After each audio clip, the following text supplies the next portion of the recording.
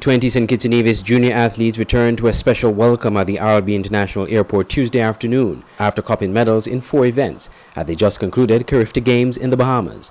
Greeting the athletes were members of the St. Kitts Nevis Amateur Athletics Association, the SKNAAA, Deputy Prime Minister and Minister of Sports Sean Richards, the Permanent Secretary in the Ministry of Sports Stanley Knight, Mr. Anthony Wilshire, Director of the Department of Sports, the media, and some of the family members of the athletes. In a welcome reception in the VIP lounge at the airport, Coach Rotor Jackson disclosed that the team was hit by injuries and illnesses when they arrived in the Bahamas, but despite those challenges, still rose to the occasion. She said if the athletes were not injured, the Federation would have won more medals. Sharon Hamilton had a fractured big toe, which I had to use Scotch tape and tape them together, tape all his toes together, then tape his toes within the socks in order for him to really perform. So we can all see that these children, they have guts and more guts. Now, Leroy and Janaza, they are 2 of our top 400 4x4 athletes. Because of illnesses, we had to take them out and use our 100-meter runners. Imagine, you have sprinters, really, 400 is a sprint nowadays, but to move from 100 meters to come and do a 400 is very difficult on your glutes. And I say thank you to Marcus and Tajari for stepping up to the plate.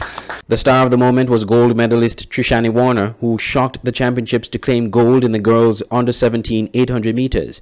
Her mother was on hand to greet her at the airport with a gift. President of the SKNAAA, Val Henry, who accompanied the athletes along with SKNAAA General Secretary Keith Phillip, commended all the athletes, especially Warner, for her exploits. Before leaving, her mother said to me, and I'm sure you know the mother very well, I won't attempt to say it in her speech, but she said to me as fast as she could speak, and you know she speaks very fast, Trishani is going to come back home with the gold. And she wasn't just casually saying it. She believed it. She meant it. And today, her prediction has materialized.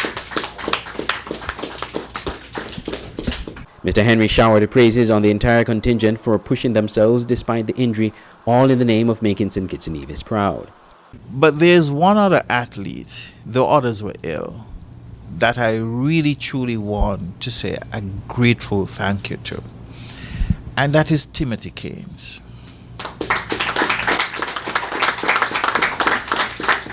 And I remember he was going around the track, and when he reached about by the, say, what would be the 300-meter mark or thereabout, you could have seen the pain he was going through.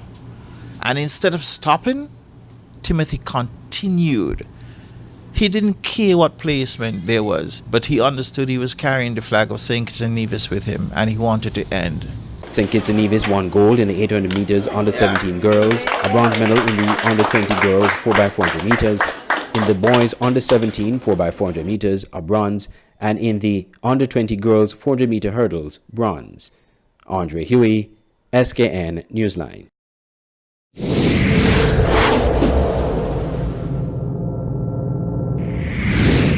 The body of a man found in the mountainous area of Wingfield Road has been identified as 21-year-old Preston Fleming of Newton Ground.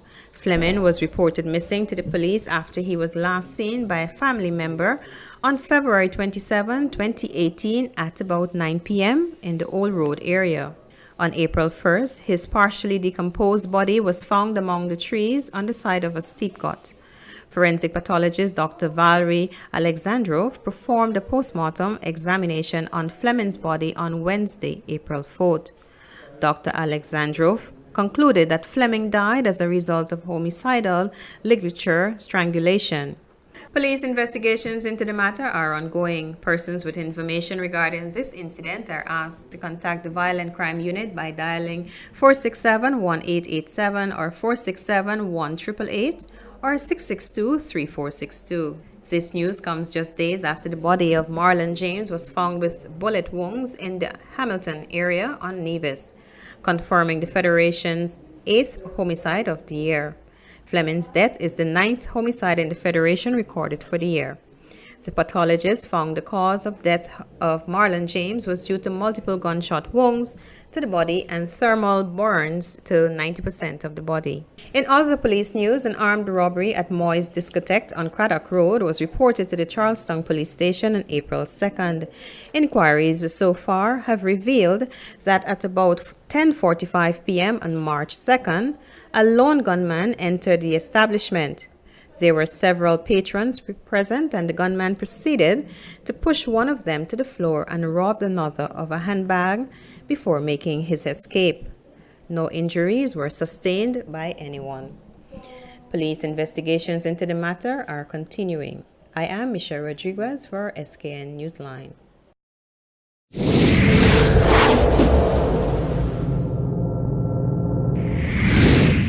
5 local contractors signed contracts with the government of St. Kitts and Nevis for the first phase of the project to resurface the island main road. At a signing ceremony on Friday evening at the airport roundabout, the contractors signed the agreements to perform specific work at specified areas where the road work will take place. The first phase will see work on the eastern and western ends of the island. The eastern end is from the airport roundabout to Keys Village, and the western end from Camps to Old Road. The Old Road Bay Road would be a separate project, according to Minister of Public Works Ian Liburd. He explained in an interview with the media after the presentation on how the project would be undertaken. It's a $69 million project, and it's coming from revenue. So it's coming from the treasury, not borrowing any money for that. So we have to phase it over an 18-month period. So for this particular fiscal year, we intend to spend something like $27 million. This excludes the Old Road Bay, because the Old Road Bay is part of the island main road as well. In that particular area, we took out that segment of the road because of the issues we have in terms of the rockfall and the damage to the Old Road Bay. That in itself is another segment, or is part of the overall infrastructure development. That Old Road Bay project is some $27 million. So overall, for the road improvement project, you can say it was about $96 million. The minister conceded that giving work to several local contractors was more expensive than hiring one main contractor to do the entire project through subcontractors. But he said it was done this way to give local contractors the opportunity to benefit financially from this project. So that to some most really makes us feel good, because our pension always is to put people first, and this is what the thing we insisted. Now it's an additional cost to ensure that we have all these local contractors, because if you had one contractor, we may save some costs, right? But maybe the 5 contractors, that gives them the exposure as well, you know, in road building, building sidewalks, building drainage and so on. So we insisted that we must have local input instead of these big companies that come in and do the entire roadworks in the past. We insisted that we must have local contractors and to help build capacity, build competence, and this is what I believe will derive from selecting them. The contractors on this project are Ali Construction, who will be building sidewalks from Camps to the medical school at a value at $1,039,110.15. Boonies Construction, building sidewalks from West Farm to Challengers at $961,483.78. Anthony Huggins from Lime Kiln, who will be constructing a lane of HDPE drain near Ross University at a value of $1,409,165.65. B&B Limited, Camps, will be constructing U-drain next to the tire shop adjacent OJ's gas station at a value at $1,046,916.65.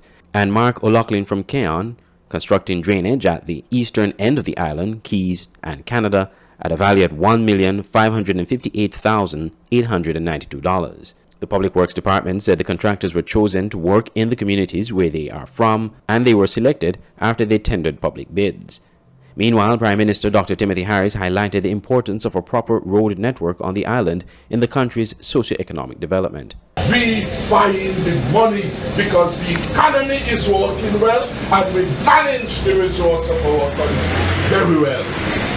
That is what is happening. In our health sector, you will see our investment.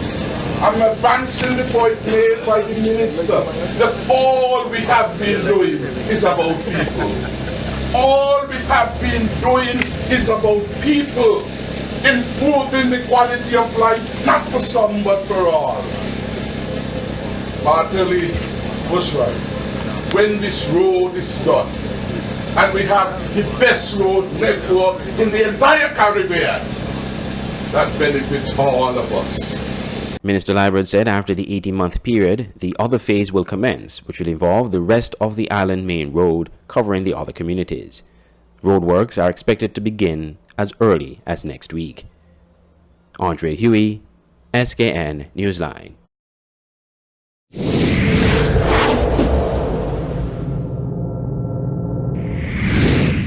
An Orlando Mitchum stoppage time goal was enough to propel Salt Island Auto Supply's Connery FC to defend their Easter Cup title, defeating Rams Village Superstars 1-0 on Sunday at the Warner Park Football Stadium. The Easter Cup Finals was an open and tense game as both teams battled for supremacy of clipping the season's second silverware. As time began winding down, both teams sensed the urgency and began throwing forwards up the field. A small fracas ensued on field between players of both teams, leading to a Village player being sent off.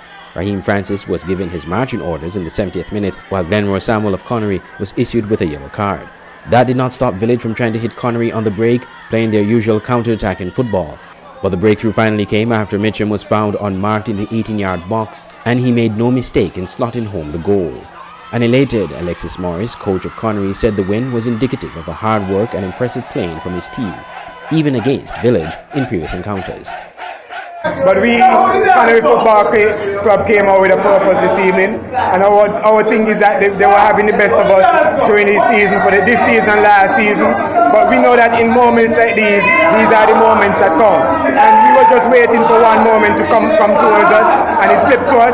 Even though I believe we should have won the game earlier, and after it was called against us with a goal that which was in anybody's estimation that is nowhere offside, as Errol would have allowed the striker to come through and take the ball off the field and take a clean cut goal, but it was disallowed nonetheless. But we decided to keep playing our game. Unfortunately for the Village team, they went down 10 men, and what they did, I think the mistake they would have made was actually bringing an extra striker rather than replacing a defender that went down on the red card. And so we decided to push forward and go for the goal, and that is what happened to us. It took us the last minute of overtime, and this is a moment that we could relive a couple of years ago when we would have defeated them on the cricket stadium side, and it's just the last moment we was waiting for. Coach Morris said this win will spur them on in the National Bank Premier League as they make a push for the playoffs. We still have much to play for. I mean, going through all of this and not being able to make the Final Four, to play for the national championship would not have meant much sure. So we really have to go back to the drawing board, dig deep, and come back and continue to play some very, very good football that we have been playing. Meanwhile, Captain Mudasa Howe of Connery said his players are very happy with this win. We know what Village plan was. We always want to play on the counter and play with speed. So once we stop it up, we know definitely we're going to create chances and we just have to finish it after a matter of time. Now, how do you think this win is going to encourage or motivate the team for the rest of the season? It's a big motivation, of course, and I know the guys truly want this. So now we still just push on and go and for more things, more good things. We have 2 more cups to cover, and then we just get the best shot and try to capture it out the boat of them. With the Easter Cup now completed, only the FA Cup and the Premier League title await the teams in the top tier of St. Kitts Nevis football. SK Newsline has received reports that a male tourist died while reportedly on a dive tour in the waters of St. Kitts. The incident occurred on Thursday afternoon. Reports are that a Caucasian male encountered problems in the waters of the shipwreck area. Tour operators were able to retrieve his body and transport him to Port Zante, where they met police officers. There was not an official report up to news time Thursday from police. SK Newsline obtained these photos of the incident. We will provide an update as we receive further information. Andre Huey, SKN Newsline.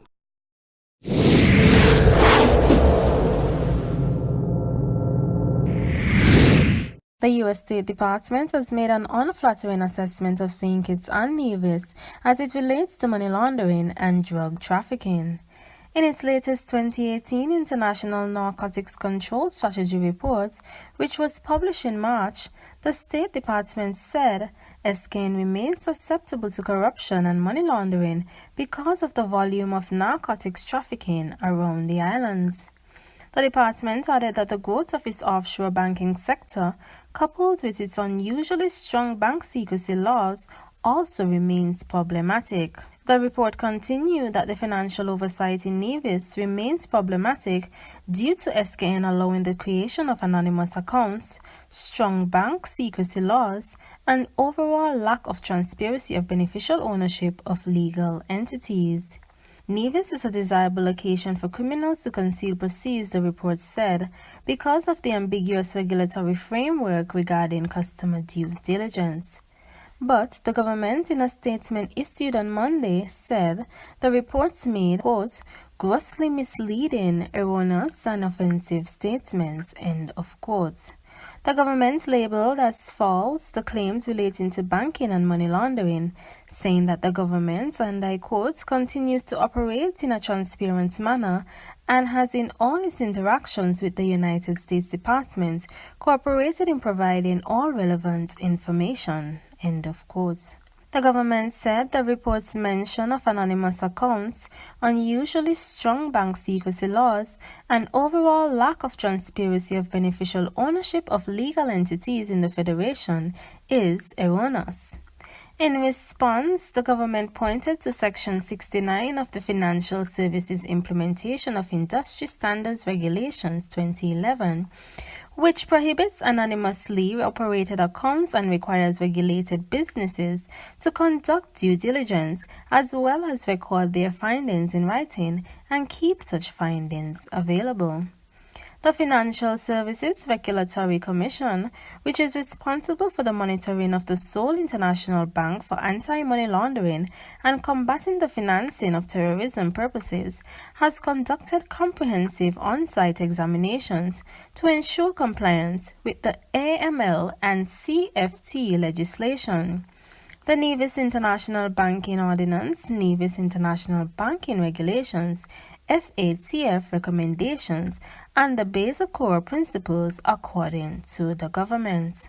The official statement said that it is also disingenuous to imply that there has been, and I quote, growth in the offshore banking sector, end of quote, in St. Kitts and Nevis, adding that, and I quote, since the passage of the international banking legislation in Nevis in 1996, only one international bank has ever been granted a license to conduct international banking business from or within Nevis, end of quote.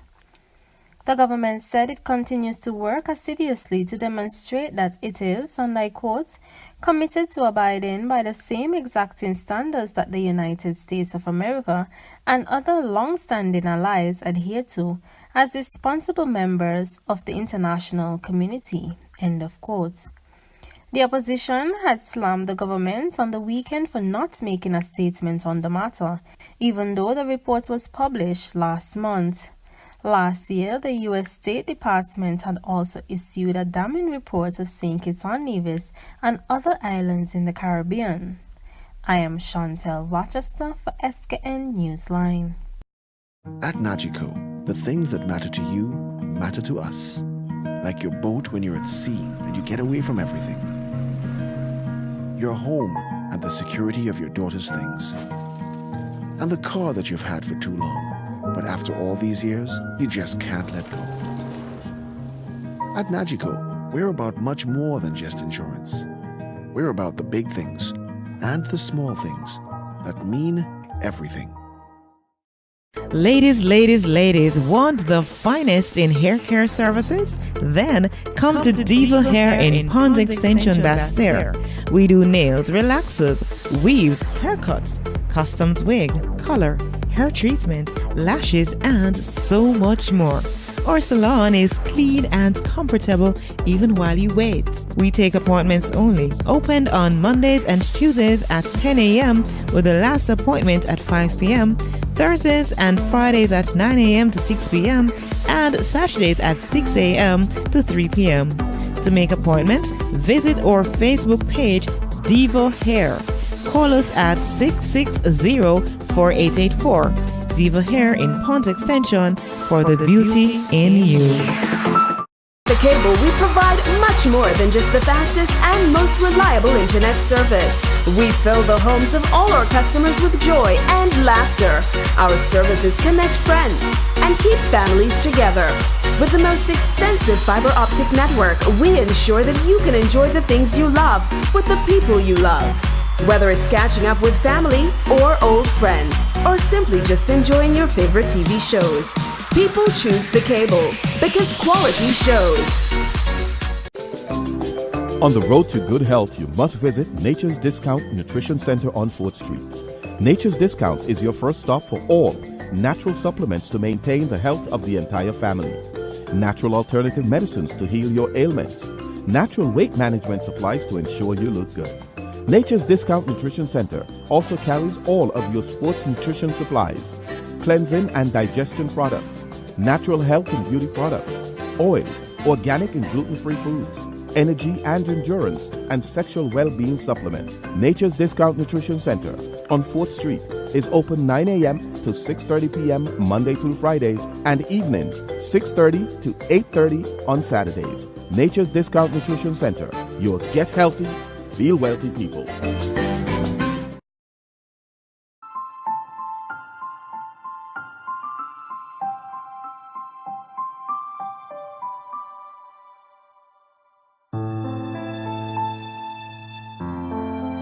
Think smart. Be safe. Get Keep. Guardian Emergency Alert Plus by Secure Guard. You are never alone.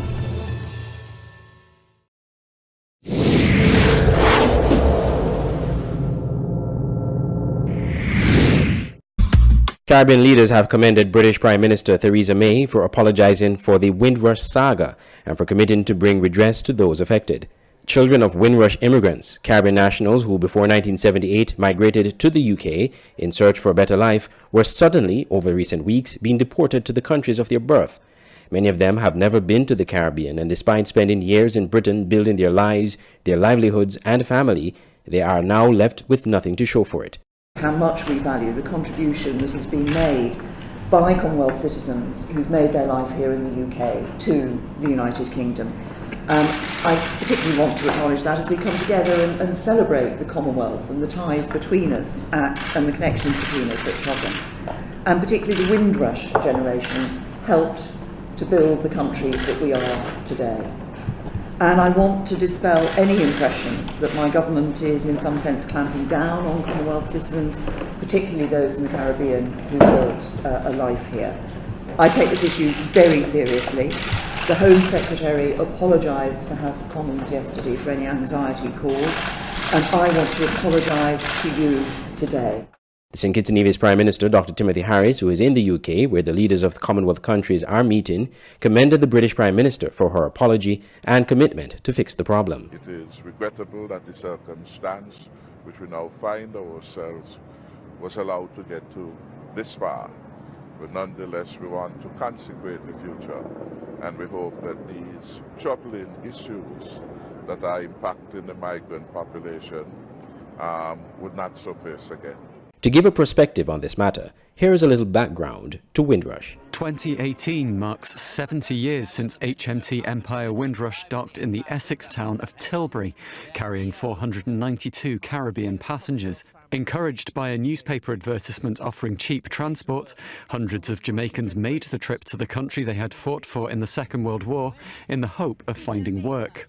The UK faced a labour shortage following the devastation wrought by the war, and the passing of the British Nationality Act in 1948 gave Caribbean and other Commonwealth peoples British citizenship and full rights of entry and settlement. The images of West Indians disembarking the Windrush have come to symbolise the beginning of British multiculturalism, with those who arrived in the UK in the late 1940s often referred to as the Windrush generation. This wave of newcomers faced social and economic exclusion upon arrival and were regularly denied private employment and accommodation on the basis of race. Over the following years, the Caribbean community often faced racial prejudice and violence, and during the 1960s and 1970s, the government passed new legislation to impose stricter immigration controls. The 1971 Immigration Act restricted primary immigration to the UK, but allowed Commonwealth citizens already in the country indefinite leave to remain. However, the Home Office did not issue paperwork confirming the status of those who arrived before 1971, leaving a number of the Windrush generation in 2018 facing the prospect of deportation from the country they have called home for decades. All the Caribbean leaders, including the Jamaican and Antiguan Prime Minister, have welcomed the decision by Prime Minister Theresa May. Andre Huey, SKN Newsline.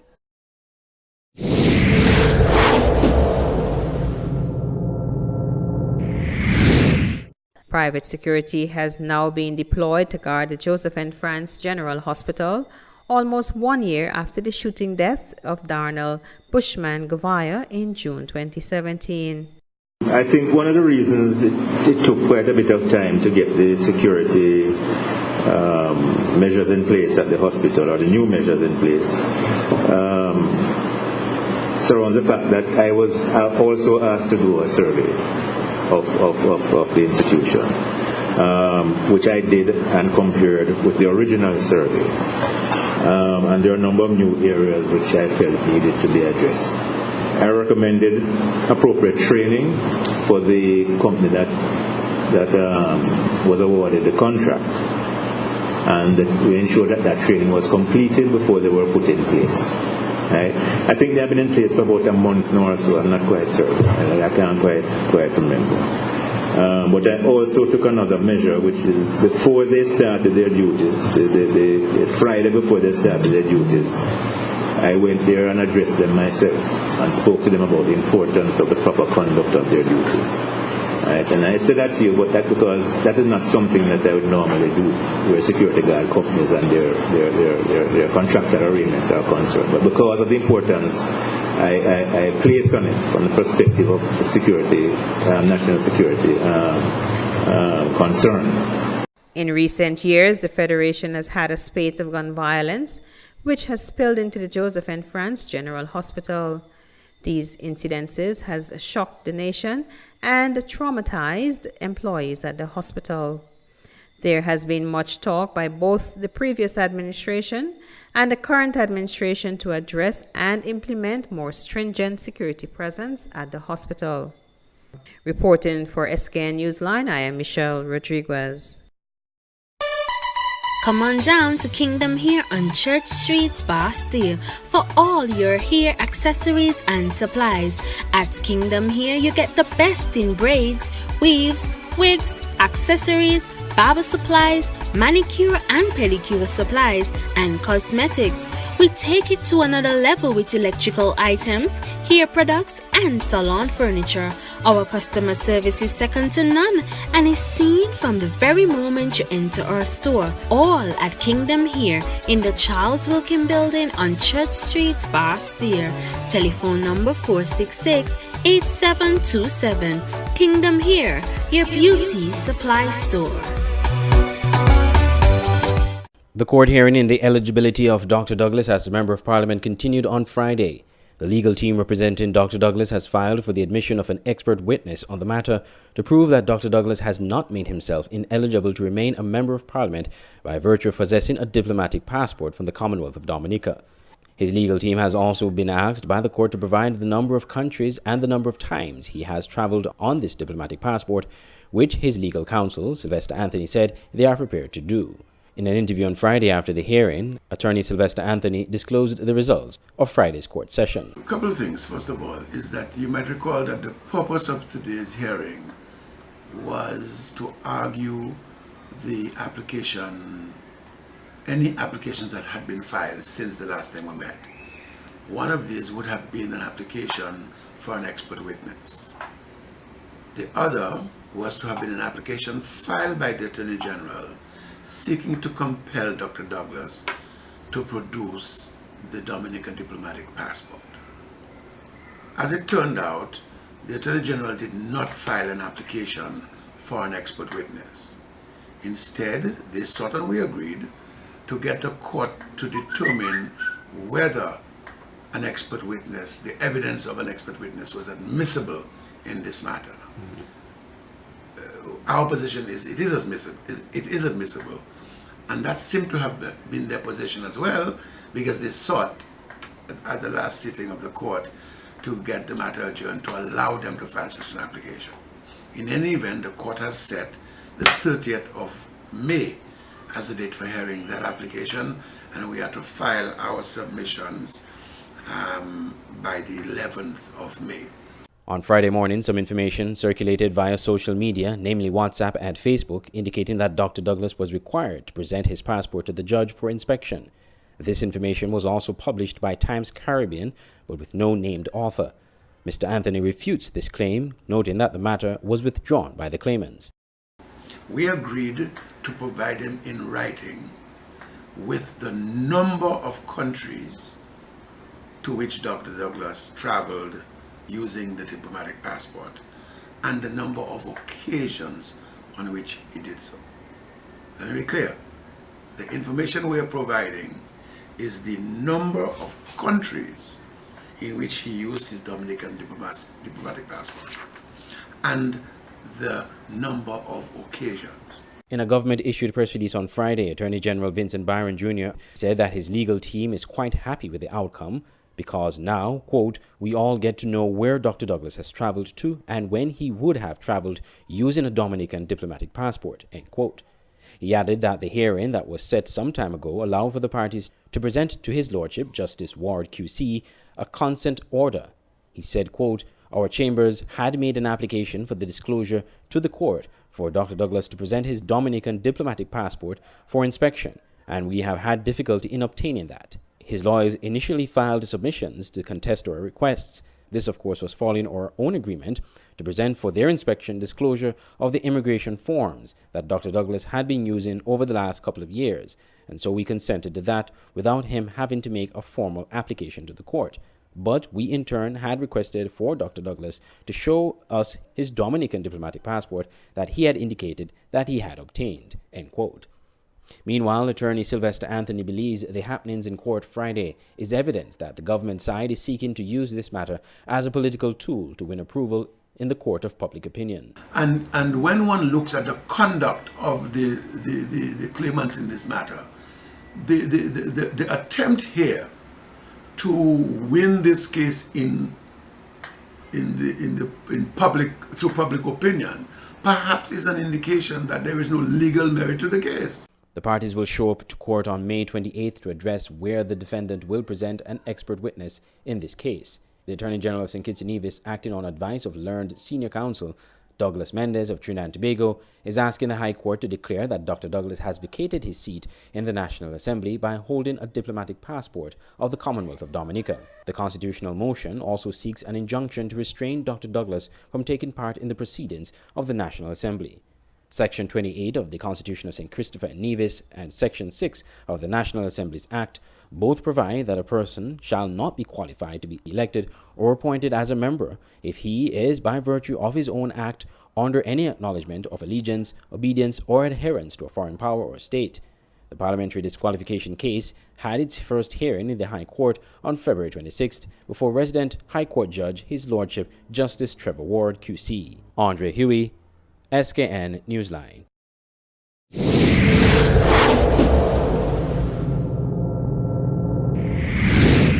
The Sugar Girls have finished runners-up in Group A of the Caribbean Football Union CFU Women's Challenge Series at the Warner Park after losing 1-0 to St. Lucia on Sunday.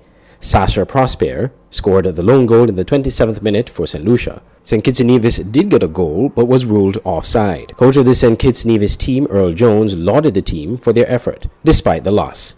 That's how we go. Sometimes we win, sometimes we lose. Understand? It's just a learning experience and we just got to bounce back and come back out of it. Alright? Well, to be honest, right now I don't even know if it was a offside or if it was a foul call, because honestly, the referee, I see the referee point at the spot a goal, and then she took back the goal. That's all I see. I don't really know what really went wrong, but I can't believe it. But that's how we go. Sometimes it's sport, you win and you lose, but you know what I mean? We're down for now, but we're certainly not out. Coach of the St. Lucia team praised his girls for their hard work on the field. To tell you the real truth about that game, you were well prepared mentally. And our game plan was to win that game. We could not afford to lose it. Win the battle, and that was it. What do you think about the performance of the girls? Highly. The performance as a team, excellent. Highly to talk about. High, real high. When I tell you about the performance, they kept the focus. Hard team, it's a team that's working hard. So victory had to be ours. In the other match of the day, Dominica's senior women's team finally got a victory after trouncing St. Vincent and the Grenadines 3-0. Scoring for Dominica, Sarah Finn in the 51st minute, Micheline Morgan in the 61st minute, and Kasiska Samuel 8 minutes later. St. Vincent and the Grenadines finished the tournament without winning a match. So the winners of Group A of the 2018 CFU Caribbean Women's Series are St. Lucia as champions, St. Kitts and Nevis runner-up, Dominica in third place, and St. Vincent and the Grenadines in fourth. International football returns to the Warner Park this Thursday when the senior men's team play Jamaica in an international friendly starting at 8 p.m.